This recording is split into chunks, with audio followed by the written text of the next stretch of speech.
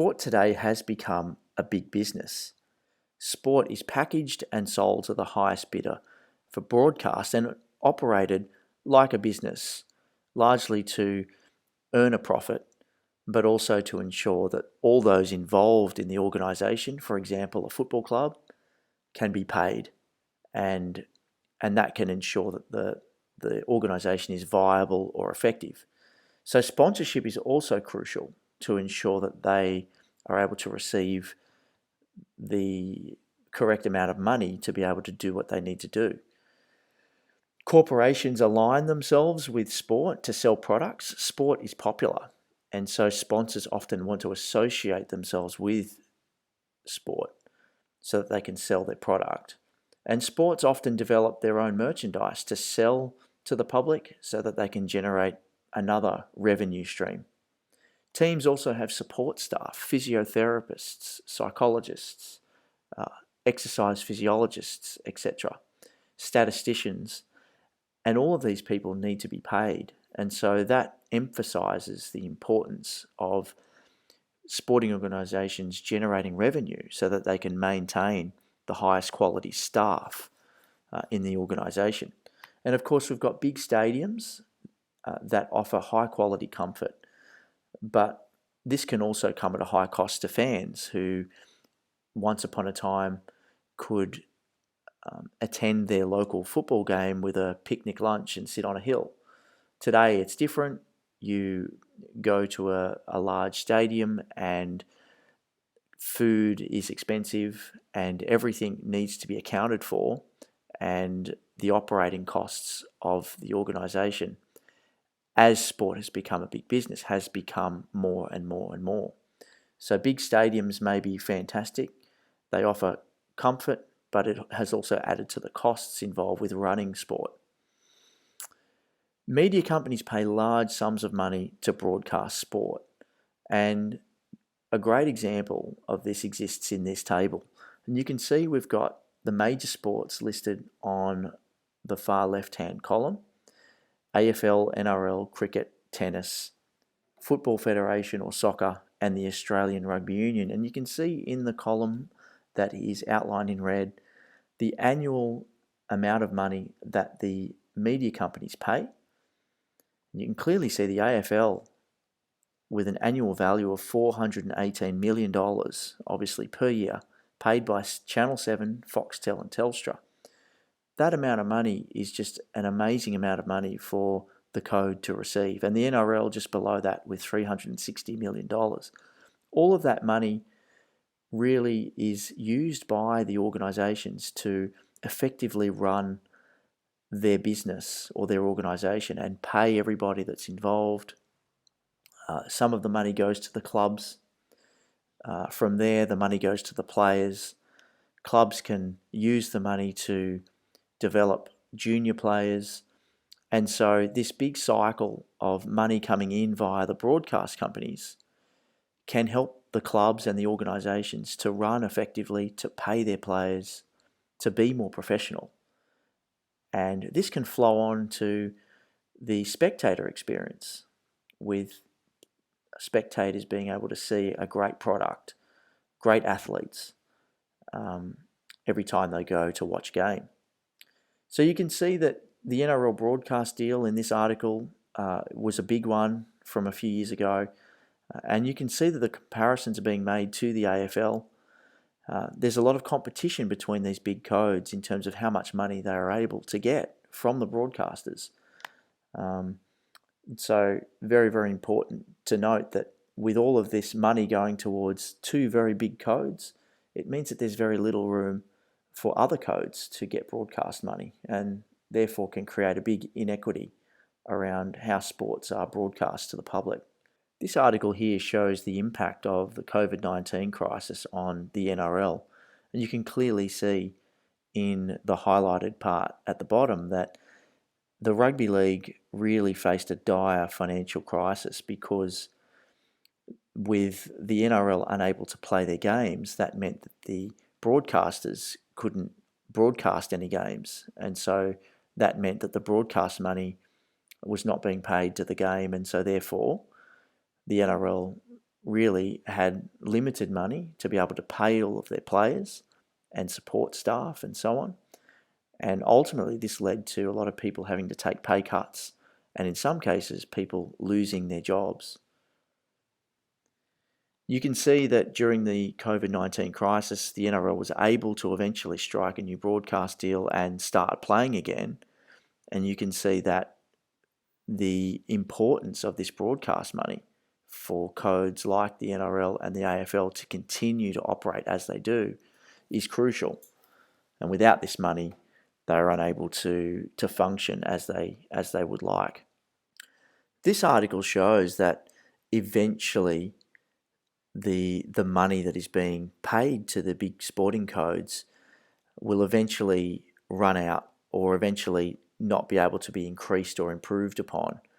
And so this means that sports like NRL, AFL, soccer, cricket will need to find other ways to bring in revenue to ensure that they can continue to be as professional and as financially viable as they would like to be.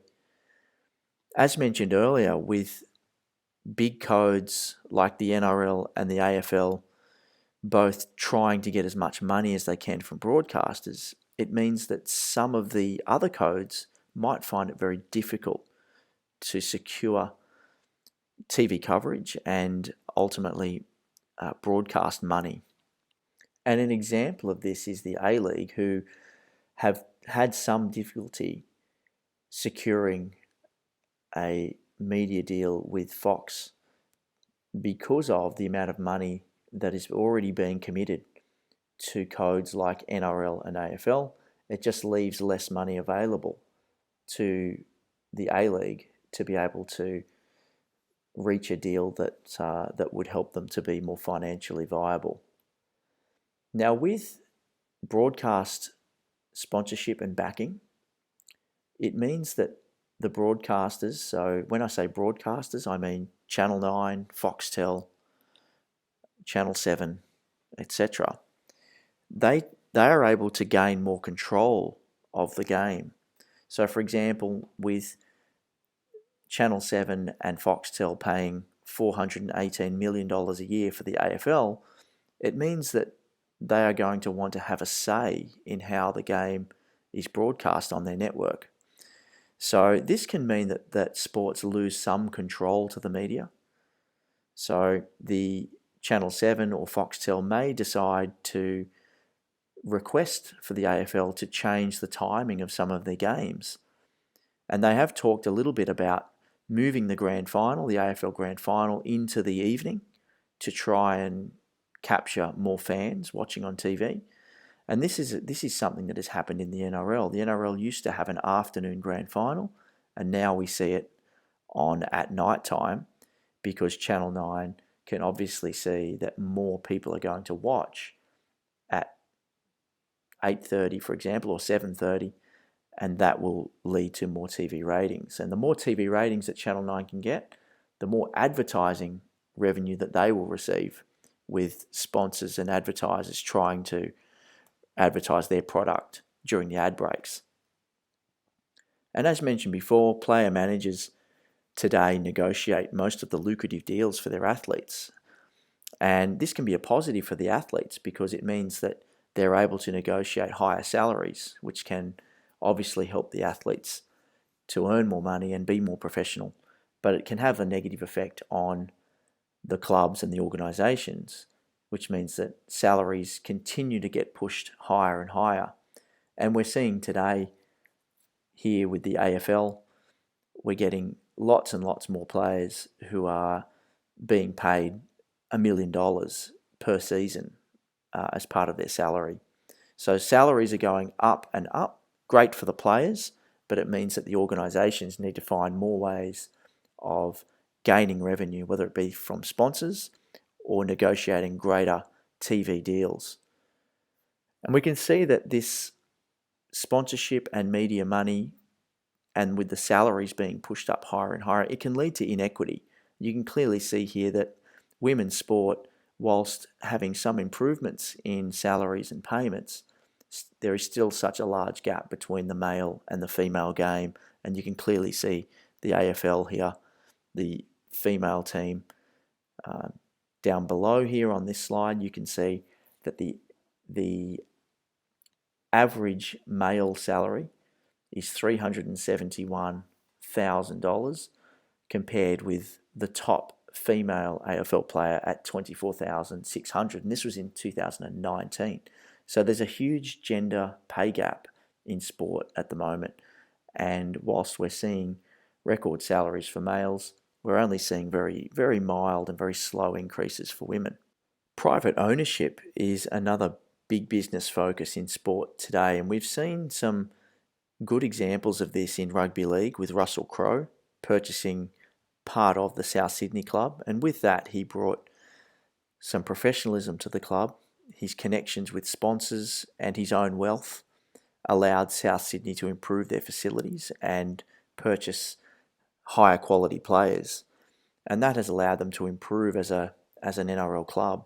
But we've also seen the negative. We've seen Newcastle Knights in the last 5 years be purchased by a wealthy businessman named Nathan Tinkler, and it started off well. He had a lot of money. They were able to purchase some big time players. However, he eventually fell into some hard times financially himself, and of course that meant that he had to pull out his private ownership, and we saw some players not get paid, and we also saw the club performing very poorly during that period of time. And so all of that had a big impact on not only the players but also the fans.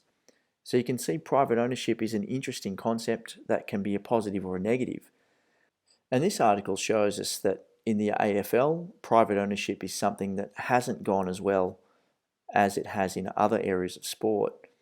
The Sydney Swans were previously privately owned when they first came into the AFL competition, and they were owned briefly by a man named Jeffrey Edelston, and he basically has commented more in recent times about how the private ownership didn't work because he felt that the fans didn't really buy into it and they weren't supporting it.